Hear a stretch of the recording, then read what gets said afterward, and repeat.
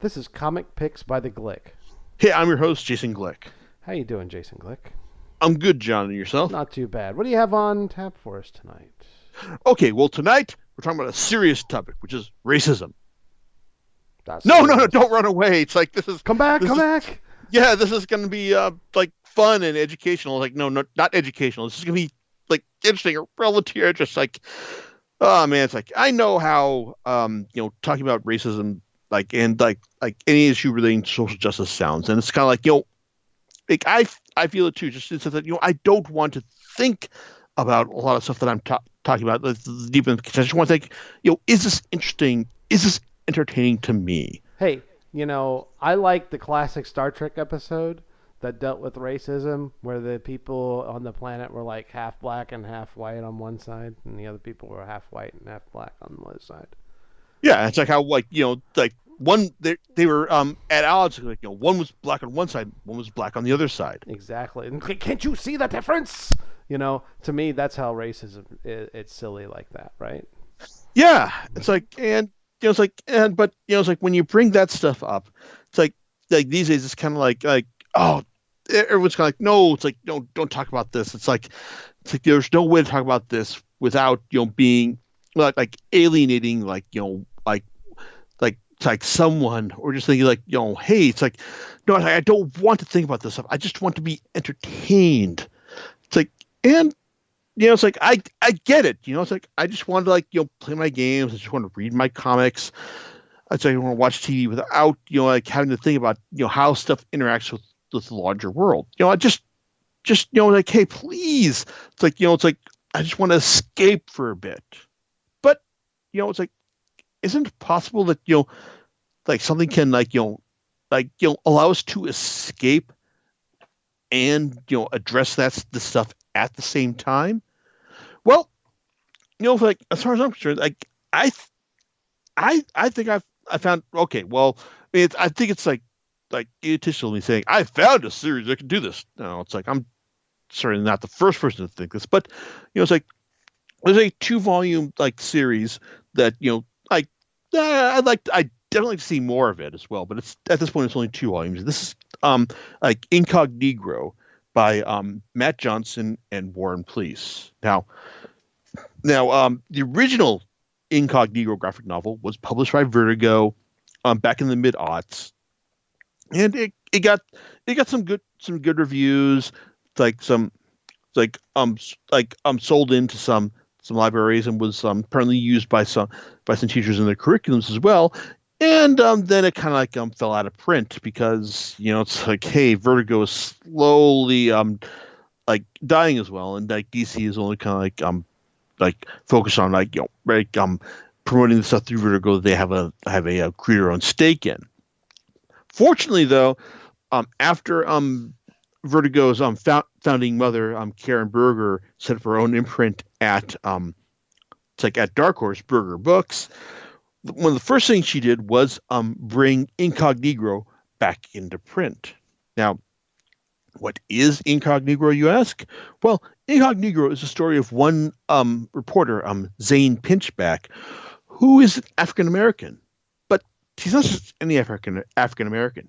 He's the kind of African American who who passes. I guess the best way to phrase this, he passes the paper bag test in the sense that his skin is so light that he can actually pass for white in like in certain circumstances. So because as the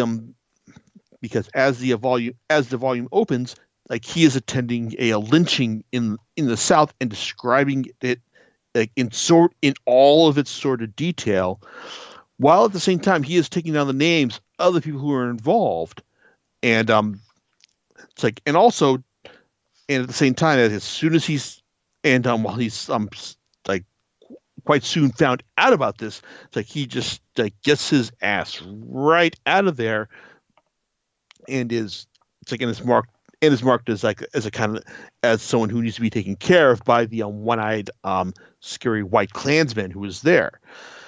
But that's basically that's basically the thrust of the story right there. I mean, Zane Pinchback is Incognegro. He is the guy who goes undercover with it's like with white with the right racists in the South it's like to expose the racial injustices to to the African American community at large. And it's like in his it's like at the newspaper he works at, the New Holland Reporter. So it's like he and as we introduced him in in the original graphic novel, it's like he's slowly getting tired of doing this. He's realizing, hey, I just want to publish stuff under my own name. And I want to I'm tired of risking my neck. Every single time I go out to do some sort of reporting for this, for these stories I do. And it's like while his editor is initially introduced as kind of the hard ass, hey, you're not doing this thing. You've got to keep doing this thing you're doing. It's like, well, it's like while Zane is initially prompted to fight back against his editor's dictates. Once his editor throws his latest assignment in front of him, Zane quickly relents because it turns out that Zane's twin brother Alonzo has been accused of killing a white woman and is looking quickly and is apparently going to be looking to be quickly strung up in front of the all white community that the murder was apparently committed in. So Zane has to go back to his hometown in Mississippi, and find a way to get his brother off, or get it or find or just find some way to prove he was not the murderer in this case. Well, so here's the thing. It's clearly this series takes place in the late 20s. It's when lynchings and unopened racism were still very much a thing. It's in the South, still are kind of really, but but the thing about what gets me about Incognegro and what really drives it, but I think makes it a series that a volume that's worth reading to everyone at large, is that it's all the racial concerns of the series are very real and very relevant. But at the same time, though, it's there's also underpinning the whole thing is a very well written and entertaining murder mystery as well, because when Zane gets to finally gets to meet his brother, well, he's like I said, he's in full incognito mode. In the sense that he's also posing as a member of the Klan as well, because he knows all the lingo that identifies him as such. Oh, and while this helps him to get a fellow African American out of trouble when he shows up in town, it's he also has to deal with his friend Carl, who's decided to join him. It's on his on his latest thing, because Carl realizes, hey, I'm meant for better things. I think I can do this. I'm social enough to do this incognito thing just as well as you can. And yeah, it's Carl can, because as we find out later, and I'll get to this in a bit, Carl was the kind of guy who showed Zane the ropes as far as posing as a white guy goes. So, but the thing is, Zane has to use his hey, I'm African American posing as a white American guy shtick to not only fool the Klansmen, fool the the sheriff who is working at who is overseeing his brother's imprisonment, and also deal with the crazy redneck people who believe that it's hey, yeah, we understand there's a race war coming. And once you African American people kill all the white people, you're gonna need some people to show you to lead you, and show you how things are going.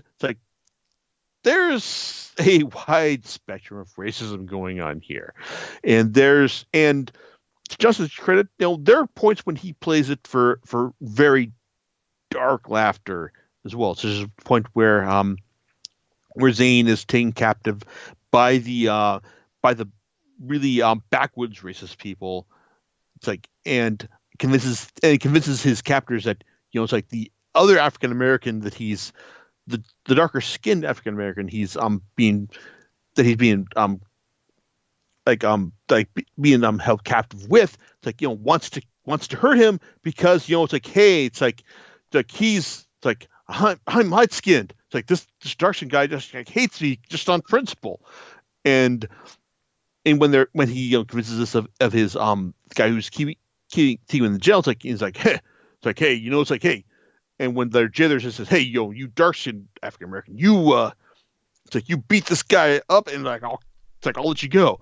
And they're like, because you African American, you dumb African Americans, like you need us white people to look after you. And as soon as he lets both of them go, Zane and his fellow prisoner just like beat the crap out of him, and it's like, uh, oh yeah, that's great. But there's also like lots of like really awful stuff to observe as well, such as when Carl has to like put on his best English accent to fool the white people, and that kind of goes quite badly as well.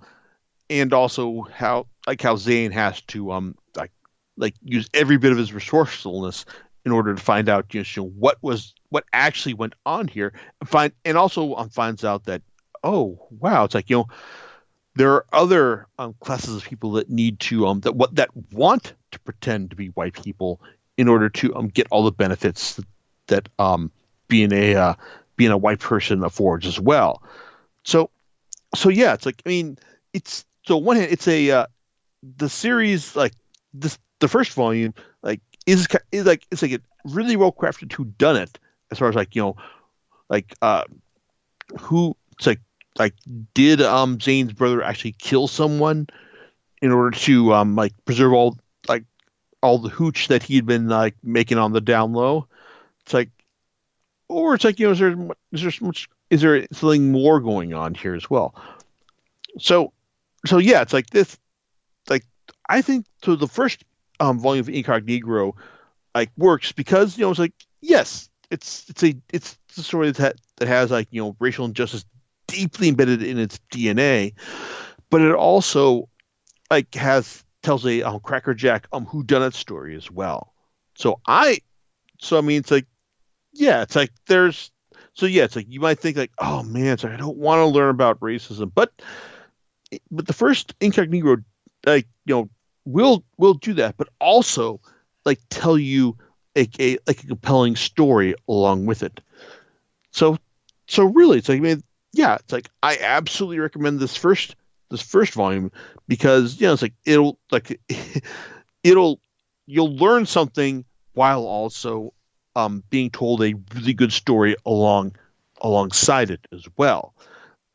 And it's like, and that being said, though, um, one once Burger Books published the first republished the like the original graphic novel, it's like as its initial offering through Dark Horse. Well, we also got a prequel as well. This is be Incognegro Renaissance.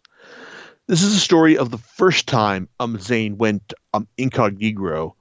It's like in order to find out what led to the murder of this it's like of this gay it's like of this gay African American writer. It's like at this party by a white writer who had ostensibly utilized his services to write this like compelling portrait of Harlem, like in Harlem in the early 1920s during the Harlem Renaissance of the era.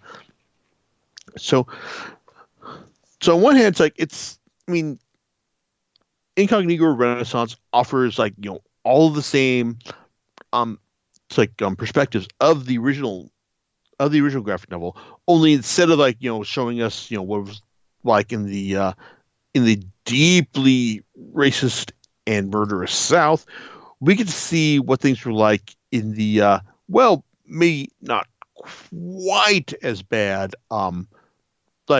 racial tensions in Harlem because it's like in because now instead of characters who are looking to murder him outright, Zane is dealing with corrupt cops and actresses who have to protect their racial identity if they want to have an actual career.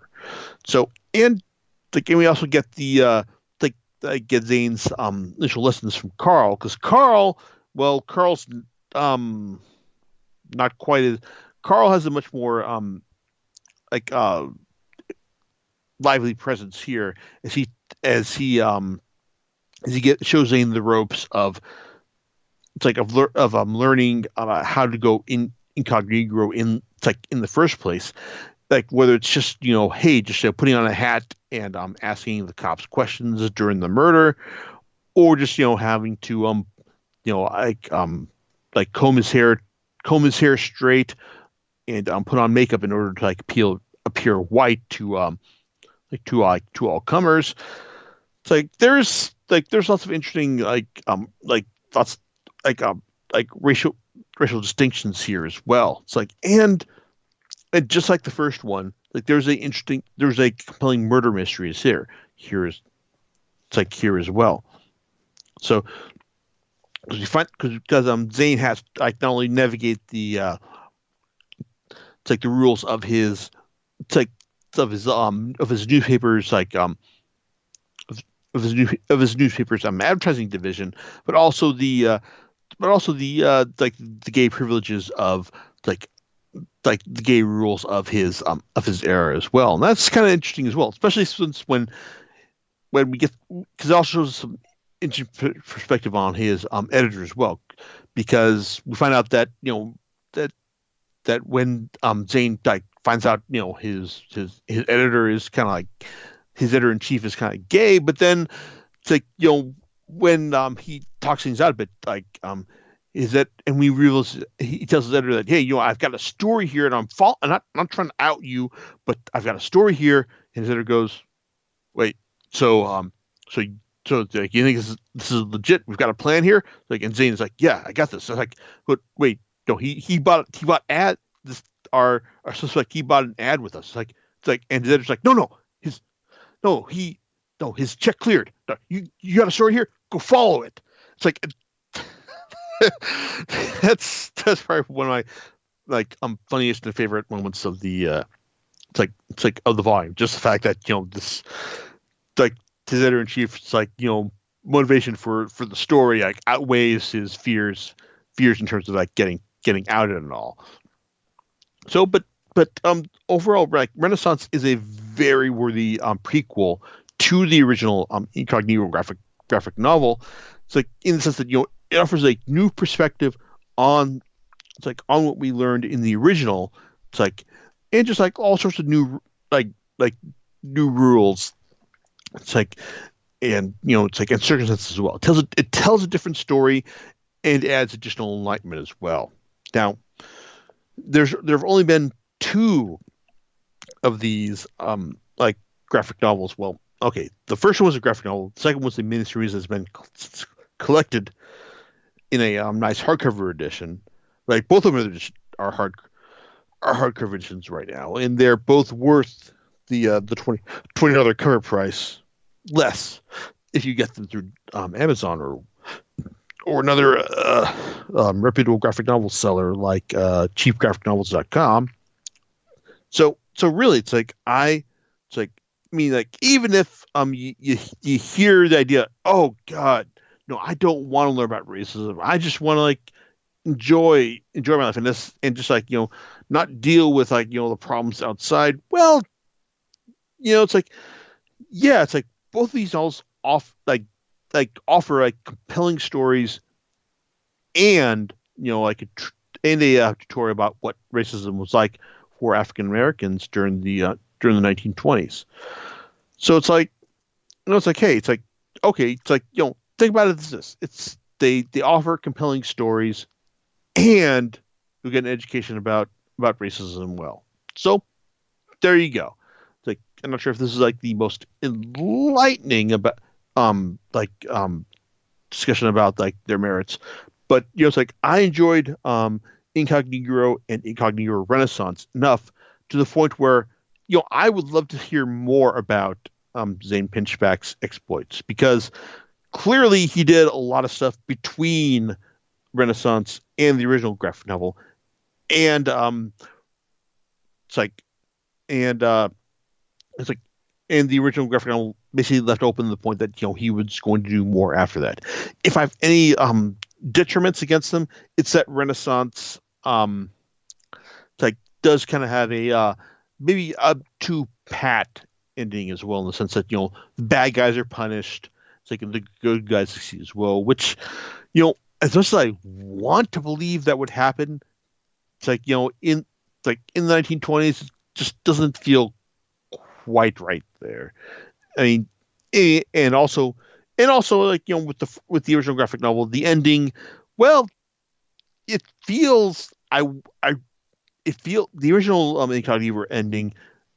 I mean, like it's something I really want to like, but it also there's also some moral issues as well, which it's like on one hand, okay, yeah, it's like this guy deserved what was coming to him, but at the same time, though, it's like Zane kind of lied in order to make that happen. But still, it's like hey, just the fact that it kind of preys on the inherent dumbness of racists. Well, it's like can't blame him for falling through on that. So there you go. John, it's like I'm guessing you're back. So any thoughts on any of this at this point? Well, I'd say that's the thing that you should always focus on is the inherent dumbness.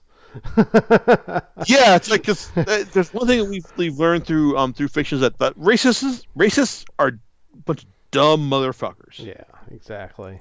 So outside of that, where did you pick up these volumes? I don't know if you mentioned that or not. Oh, let's see. It's like you can get Incognito and Incognito Renaissance through any reputable graphic novel seller, either be it Amazon or cheapgraphicnovels.com. All right, sounds good. What do you have for us next time?